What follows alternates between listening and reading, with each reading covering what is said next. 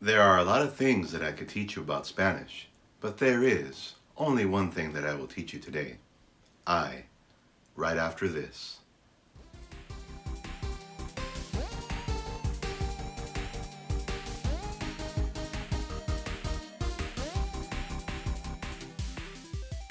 Hola amigos and welcome back to the Spanish Doctor, here to cure all your Spanish ills. In this video, I will be showing you many images. I will have dialogue at the bottom that I will say out loud. You can read the dialogue, you can repeat after me, you can pause, you can rewind. This will all be in Spanish. Afterwards, I will give an explanation in English of the grammar that you have been exposed to. Empecemos. En mi computadora hay videojuegos para adultos y para niños.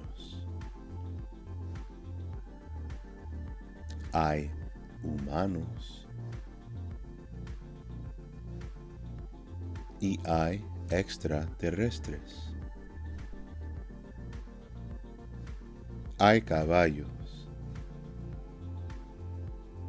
Hay carros en Forza y PUBG.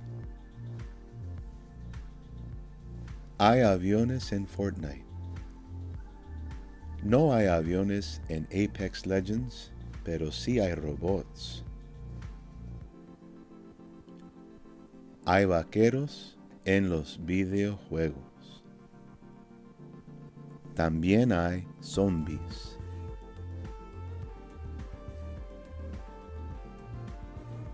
Hay futbolistas en FIFA y hay vampiros. Hay muchas armas en los videojuegos. Hay armas de fuego y armas de agua.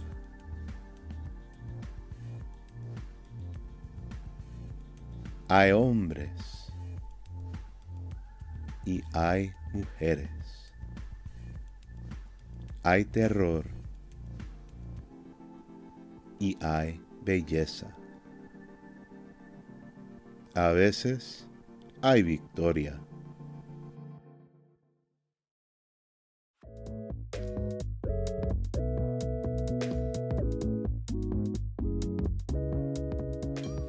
I is a curious verb that comes actually from a verb and an adverb put together.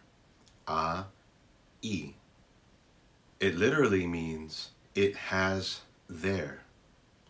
We translate it to English as there is, there are. In English, if we want to talk about something singular or something plural, we should use different forms, there is or there are. For example, there is a party. There are students. Spanish would just use the form I for either situation. In the dialogue, notice that I used I with indefinite articles or no articles. Hay un carro. Hay humanos.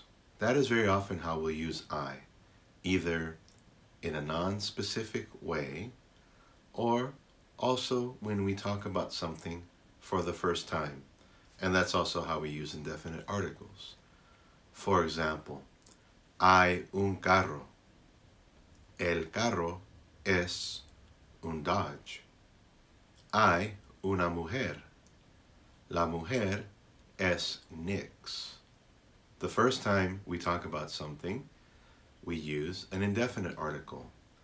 The next time we know what we're talking about specifically, we use the definite article. With plural forms, we have the option to use no article. Hay armas en los videojuegos. To make a question with I, just add the sound of a question to your sentence.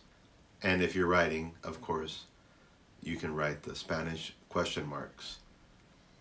Hay personas en FIFA?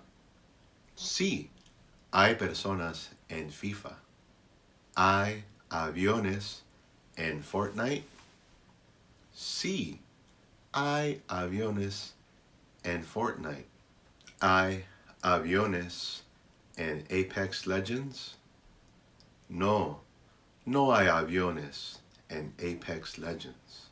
Now, as far as answering a yes/no I question, make sure that you respond yes or no first. Sí, no. But notice that I said no twice earlier. ¿Hay aviones en Apex Legends? No, no hay aviones in Apex Legends. The first no means no. The second no means not. You're negating the verb. No, no hay aviones. With regard to definite articles, don't use them with I. Don't say, hay las personas en FIFA. Say, hay personas en FIFA, or hay unas personas en FIFA. Finally, it is important to recall that when we use I, there is going to be an imaginary there. Don't say, es un carro en el videojuego, when you mean to say, hay un carro en el videojuego. What's confusing for English speakers, I believe, is that I is a single verb, and you think that there must be something else there. You don't need anything else. You just use I. With ser, we are just saying the verb to be, and sometimes an imaginary it. If I say, es un carro, I'm saying, it's a car, not there is a car. Hay un carro, there is a car. Bueno amigos, muchas gracias and thank you for joining me in another episode of The Spanish Doctor. You probably know a little bit of Spanish by now, so leave a comment down below en español, suscríbete, échame un me gusta y nos vemos. Adiós.